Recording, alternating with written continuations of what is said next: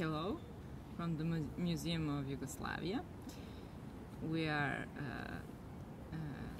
now beginning our talk inspired by the platform, online platform, At Second Glance of the Austrian Cultural Forum, which was created in the year which marks the 20th anniversary of the Austrian Cultural Forum in Belgrade, and as well as the 185th anniversary of the establishment of the diplomatic relations between Austria and Serbia. So this would be the official invitation and the motive for our talk today. This platform is an exhibition space for thematic and curated art content, which showcases works by 10 visual artists from Serbia and 10 from Austria, which were selected by an expert jury from over 300 works. The competition was open to works that refer to and go beyond cliches and prejudices the Austrians and Serbians have about each other in spite of, or perhaps because of, the close historical relations and intervened history of migration. A special thematic focus was on works of art that reflect on the existence and possibilities of changing these cliches and prejudices. The title of the platform suggests that the works of art themselves thematically question different views in relation to what is taken as granted, and that they should suggest something different in relation to what seems to be a first glance. So today we are hosting Pirom Tin, Hana, welcome, and Tijanom Petrović. Hana comes from Vienna, and her artwork and the occasion that she is here today with us is the print by the name of Malo, morgen. It's a silk print on pieces of an Austrian map, actually, and it addresses the cultural interweavings between Serbia and Austria made visible through language. Serbian and Austrian, or German, share a lot of words, and these are reminiscences of history, references of intercultural exchange. So I will ask Hana to tell us some more maybe about this exact work and about the experience of exploring the Balkans and these interweaving that we mentioned. Yeah, thanks a lot for the introduction, and I'm actually really happy to be able to be here in person today and discuss our works, and maybe give you a little personal insight into that work, because it actually marks is an excerpt of the process of my being, let's say. For years I've been dreaming about the far away. In German we have a word for that called Fernweh, and I think it's just very insufficiently translated to English called Wanderlust, but I have that feeling of, that motivation to leave my comfort zone and leave Austria and just drift and head east for years, but somehow I don't know, I wouldn't have let myself go. And then last year I've made really huge steps towards that dream, and then the pandemic started and borders were closed, and I was like, okay, but still in summer it was possible for me to leave Austria, and I was traveling in Serbia and Bulgaria, and having that in mind, that background, I was actually didn't have that background in mind. I was drifting through and walking through Belgrade in the Ponje neighborhood on my way to Matrijaše. Actually, it's silk print collective in Belgrade, and on the way there I saw something on the floor, and it was like a crumbled old map, and I was really excited to have found something, I don't know, old and interesting with Cyrillic letters that I wouldn't understand, and with that excitement I picked it up, only to realize it was an Austrian street map. And I was like, right, somehow, I don't know, destiny prepared a joke for me, or I don't know. And at that time I didn't know the phrase Malo, morgen. There are so many words that are shared, and some of that like comes from Austro-Hungarian Empire time. Some are like indicators to immigration because of economic reasons, like Gastarbeiter or flight of war in ex-Yugoslavia. And I've had so many surprising moments to discover those shared words. And I can tell a little bit more about that later.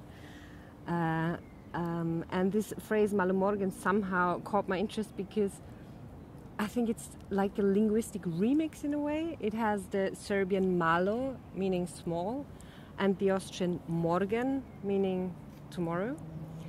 And it's actually quite Dadaistic to say like it's a small or a little tomorrow. So what does that mean?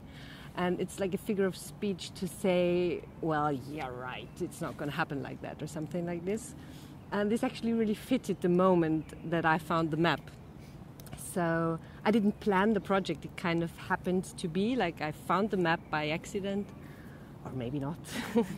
And I discovered that phrase, and I somehow decided to combine those findings. And Matriasha was really helpful and supportive in all of the process. They were actually printing that prints with me, so that was really... Thanks again to Matriasha for helping me and supporting me to realize that idea. Do you have by yourself now some maps to show us? Of course. And did you know that we have also in Serbian this phrase like malo sutra? Da. And I think this morgen even emphasizes the furtherness of the goal, like it will never happen. Malo sutra, malo morgen. Yeah, malo morgen, it's even worse. So these are the 3 prints that are visible now on the platform. I don't know how to... I can put it on the graph, actually. Mm-hmm. But of course, the map is much bigger, so there's much more. And each piece is printed, silk printed. Yes, you silk made printed. a silk print on each. And piece. I had different... I was playing a little bit with the size of typography and colors, and so yes, it's... Does it make sense like this? I don't know. It looks really interesting. My work originated from the open call that Austrian Cultural Forum made public. So I actually didn't have the finished work, and I was reading the concept, the idea of the second glance, the prejudices, the overcoming the cliches. And at that time I was at my village in my grandma's house, and during the Orthodox Christmas, and I started to do research just to talk to other neighbors and family members. And the greatest thing was that Grandma Milka was there, because she actually goes to Vienna each year to babysit children from her daughter. Mm-hmm. So yeah, and what? So she's not employed there. No. Goes there private. Yeah, but her daughter came there to work and got married to a Serbian Gastarbeiter or something like that. Yeah. So the funny thing and the interesting thing was that her point of view, what she saw was sort of intertwined with the image of the ideal other. And that's something that was interested. And beside her, there's my other grandma, who has never been to Austria and to Vienna. And she just put some comments on Grandma Milka's talk. And those comments are also priceless, because these are only prejudices. So that's interesting. And then you have the audience, other family members, because at that time it was a great moment, because the house was full of family members. and others were only laughing because they have like a pinch of caution on Grandma Milka's talk. And like what you also said, like the relationship not only to Austria but to self. What was interesting for me, what I like located in my Grandma Milka, is like this sort of identity gap, because while she speaks and the prejudices that you can hear from the work about Austria are mostly like all good and ideal, Austria appears like an utopia. And when she speaks about Serbia, it's not so good. It's, you know, like prejudices about Serbian. And like the third thing is, even though she wants to be a part of this huge urban environment, you know, like the Austrian environment, only by her way of talking and the way of acting, and I don't know, just like her language, just you can see like the prejudices on Serbia just when you see her. So that's something interesting. Like she can't get rid of her real identity and the real context she comes from, which is like a rural context, like a village. So that's something that was interesting for me, just to follow her story, to lead her. And you have this structure of the video, like you have even though she speaks about some aspects. So you have, I don't know, like cinema, you have public transport, you have the police, you have the German ladies. She, of course, calls them Schwabice, and you have like these aspects. So I don't know, it was interesting just to follow, and I guess with this humor and their language, it's maybe easy to understand, I mean, to the public. So it may be interesting to speak some more about these methods and about this self-reflexivity. Both of your works are results of field work, but in a different way. So maybe I can introduce again this perspective of anthropologist, curator, researcher, and I would like to quote Ruth Behar, which is an anthropologist, American anthropologist, that has this this book about the vulnerability of the author, of the subject, and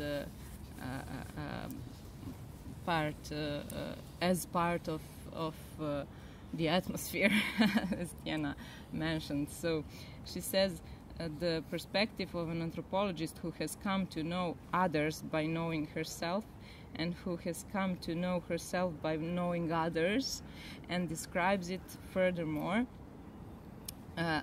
She says that she is the one that doesn't understand maps at all, and that she actually is illiterate when reading map, but she likes to get lost. No, actually, it's funny because I found a map while walking through a city without using a map, because I really like to, when I'm somewhere, I mean, it's different if you're in your hometown in a way, but I also always try to do it there, to, like, you know, don't walk the straight path, but kind of, you know, explore or take another route. And I mean, I really like maps, analog maps. That's also why I was fascinated and I wanted to pick it up. But I really also like to move through a city without using a map, but, well, get lost, you know. But a good way of getting lost, like, because I think it has something to do with, I don't know, expectations probably. Because I kind of enter unknown territory, let's say, for me. I've never been at that places, and I'm really more open, I think, if I don't focus on the spot that I want to reach, but I am like present and aware of my current surrounding. And well, I think that this leaving the unknown and like just really observing your surrounding is maybe one of my methods. I don't know, I just do it. Yeah. I just stray around, and maybe I find some interesting things that I could never plan to find. So yeah, I was wondering about your goals or hopes when you get lost. What do you hope for? I mean, do you have articulated, or just getting lost is it could be an end in itself? yes. I mean, not literally. No. I mean, this is a productive way of getting lost and a way of being present in the same time. Goals? No. I mean, the path is like the goal, let's say. I mean, that's very like huge to say, but yeah. I'm, I don't know, sometimes amazed by, I don't know, a really interesting structure on a wall that I find. And I have this this method of scanning. Like I have a hand scanner, a portable hand scanner, and I take like surfaces, I scan surfaces with it. So that's something that I sometimes find on my drifts through. Mostly that's urban surrounding when I do that scans. So it's a mix of like collecting, observing. Sometimes nothing comes out in the end, and sometimes I decide to, I don't know, put things together in a way to produce something, but it's like more of a bigger process in a way. And how do you relate to that? So do you have like a specific goal, or you just get what comes along and just cope with it, and how do you treat it further in your work? I guess it depends on the original idea, if I'm like going out to make work or just to drift around.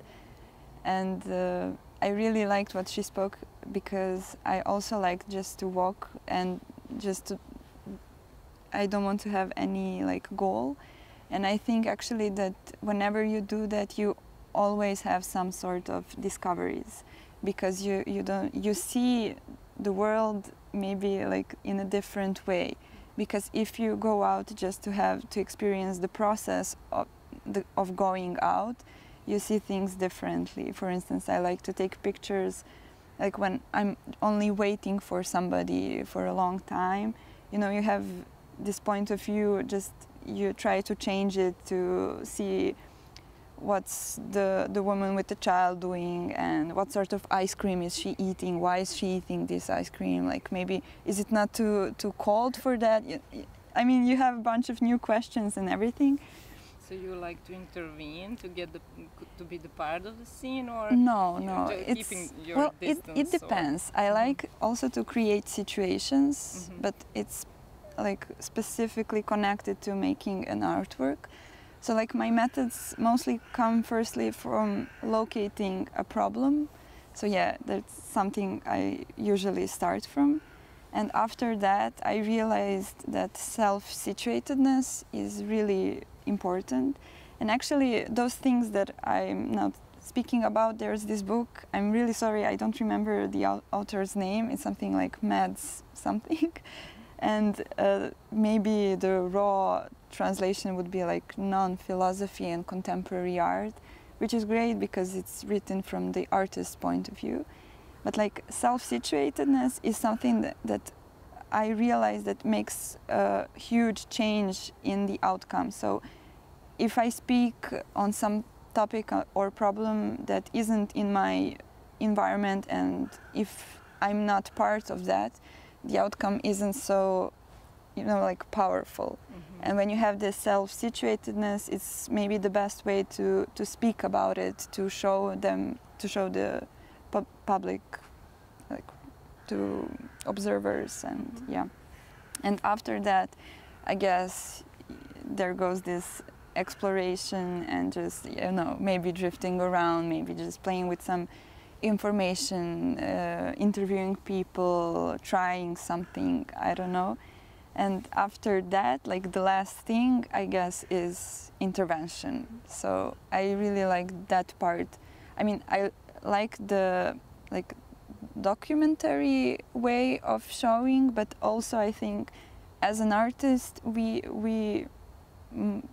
maybe not must, but should do some small even interventions just to create new situations, just to play with the known context, to, you know, make some new content, to show something that maybe isn't so obvious. Yeah. Well, actually, the Danube brought me here. Mm-hmm. That was a long time dream to follow the Danube. And I lived close to the Danube for 10 years, and I did a journey 2 years ago following the Danube. And well, since then I'm actually coming and going to Belgrade. And this is also maybe a good example for that. I didn't, like, because that journey in the end ended up, I made a small booklet about my experiences and my observations. And also when I started, I didn't plan that. I'm sometimes contributing like findings, let's say, to a blog, but I wanted to have something more tangible. And so yes, I don't know, I have that call to go east, you know. Yeah, I was wondering, was it only east or? Well, yes. I mean, actually, I was. Well, but that goes off. I mean, if it's too personal, or why east, or I don't know. Why Danube, or you know. I read a really interesting book about the Danube by. I know the name, but now I can't recall it. I will tell you in a few minutes. Nick Thorpe, the Danube river, a journey upriver, and he says that those who fall in love with the Danube fall in love with her entire body, even those parts they've never seen. And I somehow feel like that, you know. I can't explain why I'm so attracted to the Danube, or why I love it. I mean, it's interesting because it crosses so many like European countries, and it goes from west to east. I mean, it crosses 10 countries, and a lot of time it is a border also, like you're on one shore and you're actually watching the border. And the fact that the Danube has always been connecting and separating, this is really interesting, in between kind of. And to this mental mapping, I think that's something we all kind of do, but maybe we're not that aware of, because I mean, in order to make your own experiences, you kind of have to map or connect topics or places in your mind.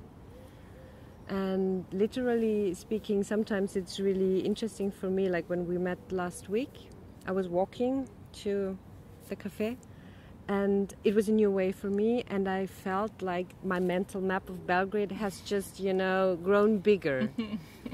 So that's another thing of that sometimes happens, like when you're going to the unknown, let's say, your world grows bigger because you see something that you haven't before. Mm-hmm.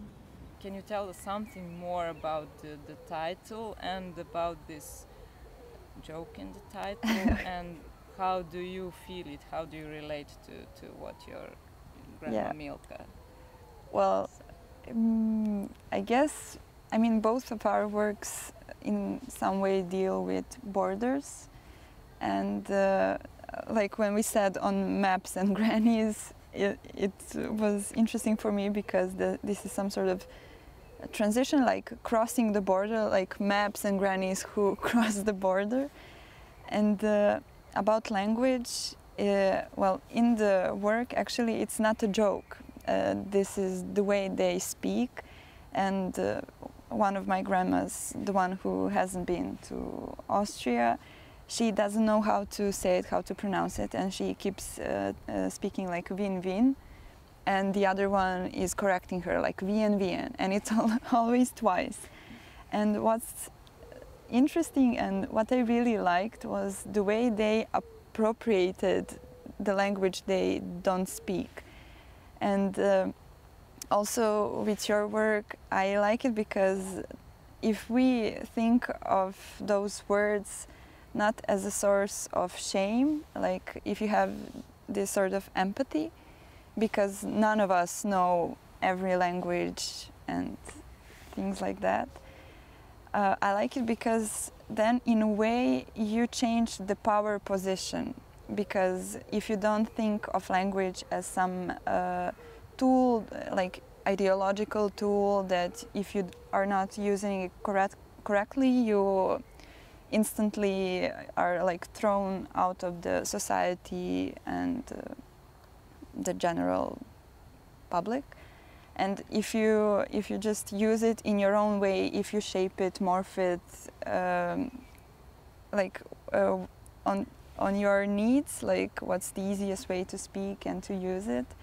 I mean, that's how I understand it, and that's why I really liked those like words that actually don't exist. And I like it because like you change this power position from an upper origin to like people. Mm-hmm. And that's something I guess everybody can easily connect to, and it brings those topics of empathy and just understanding each other, and I don't know, like maybe in that way you can like metaphorically cross the border just by understanding each other.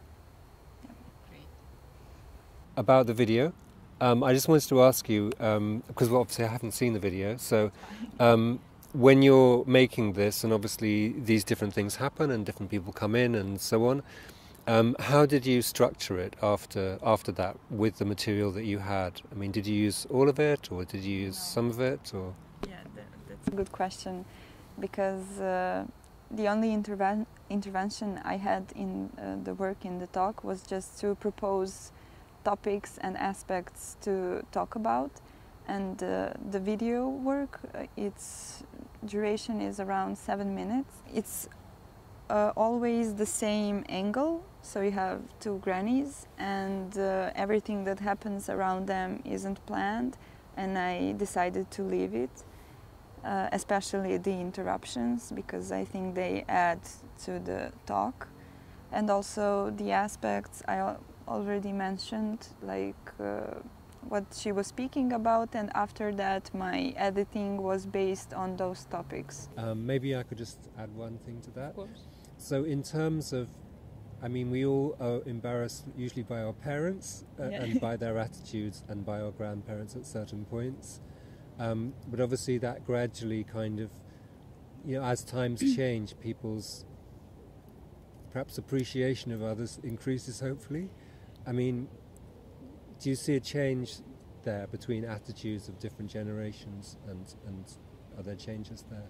Yeah, well, I don't know. It depends not only on the generation, also maybe on the environment, because I still have some friends, even my younger sister and brothers, who are still embarrassed, ashamed, and but still, I guess things are like those differences and those sources of shame are now a bit normalizing, and I really hope that it will go that way, because I'm also into decolonial theory, and that's something I think everybody needs to put in their own like minds, because I like all the differences and all those things that are not general and objective things that we are taught since we are little. So I guess maybe the whole context, cultural, political, geographical, is expanding a bit, and I really hope that it will continue. Well, of course, I'm a bit afraid because you have these things happening in Europe, in the world, but I don't know, maybe those newer generations or something, they can more easily cross the borders, not even geographical, but like mental and cultural, and maybe with internet, maybe with different usage of internet and media, because they're also a bit colonizing. So we just need to come up with different ways of thinking, and that's something that shouldn't just come from the western and like north part of the world, but also from the marginalized groups. And I know this sounds a bit wide, but I guess this also connects to your question, like what I think about my grannies. Do I feel, or others, do they feel shame? I think if the general image would change, also those smaller, even in our own families, could change. So maybe this is related to what you said now, Mm-hmm. but I was wondering, has anything changed in your family, like in between your relations after you video them, and have they seen the video, and yes, how do you they saw it. spoke Yeah, I about mean, it? when I filmed them, in my previous works, I used my family members. But I like to tell them in front that this material is going to be used for the artwork. It may be in some galleries, maybe online, and even though they are my family, I just like to say it. And yeah, like, has anything changed? Yeah. Yeah, do they? Well, now it's really funny for them because they didn't expect these things to go this way, because I also thought like, okay, I'll just film it, it would be interesting. And now I'm talking to them, like, because we're all closely connected. When am I speaking about the work? Where are my grannies now? Well, where will they be? In what space? And now they make those jokes, like, because they're from this environment, everybody in village watches those shows like Zadruga and stuff like that. And now there's this topic like, my granny is so, you know, like a celebrity, and now she can participate in those shows. So yeah, I don't think they have the full image of the like art world, and I don't think they understand so much contemporary art, and maybe they don't even think it's something that matters. I mean, it sounds banal or maybe sad, but I think that's the reality. But do they understand you and why you work? Why do you do that? Yeah, I'm not sure. Well, I guess all those methods kind of include the spontaneous part. So, I mean, I guess the answer is pretty easy. If everything's planned, maybe the outcome isn't so real, because if you want to present something from the real context and from the real feelings and real people, I guess the spontaneous part is sort of a must. We had that situation yesterday also, while I was giving it to people to, like, you know, touch it, and there was one person in the audience who was really like, "Wow, I want to protect it now." And I was like, "Come on! I mean, it's a map. I found it on the floor. This is like, you know, touch it. You know, I don't." And I was actually thinking of just leaving it and see where the wind may blow it. I mean, maybe this isn't finished, you know. Yeah, maybe the question was more on how will you exhibit it? How can we all get in contact to it? You know, like I mean, now it's digital. Yeah, but yeah. Have you thought of displaying it so people can feel it and touch it? You know. We have one in our reading room. Yes, there is one. True, there is one in Footnote Center, reading room. And well, no, I don't have big plans of how to display it. And I think it's nice to like show. I'm not sure what was the question, but it's just the texture and everything. Yes, but I think that adds up to it. Like it's a map, you have to hold it in your hands, and I think now there's a print on it still, you know. But also it's nice because it refers to that particular moment that you found the map, Yes. and all of that history is in it as an object. And of course, if you change that background or you reproduce it in some other way, it loses its connection with your kind of wanderings as well. Yes, totally. And it's interesting too, like this business of like when you were talking about walking around the city, and you just like, I mean, I'm sure we all do it, you find these little threads, like something catches your attention, you think, oh, it looks like I can go in there, and then something happens because of that, and you find something that interests you. And like this thing, you know, it's led into this place as well with this, who has said this, and more, you know, more is found out, and it's just like this thread that you kind of follow in a way. And I think that's a really interesting thing about sort of found things, particularly, that they have that little bit of history in them already. Yes, I agree.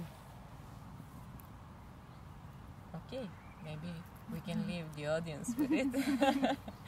And when we share this talk, maybe you'll get some more questions from the audience, you know, writing down in comments. So thank you all very much, and thank you for being here with us today. And I hope that we will, I don't know, meet again with some new phase of our works. Yes, thanks a lot for that invitation, opportunity to like share our works and thoughts.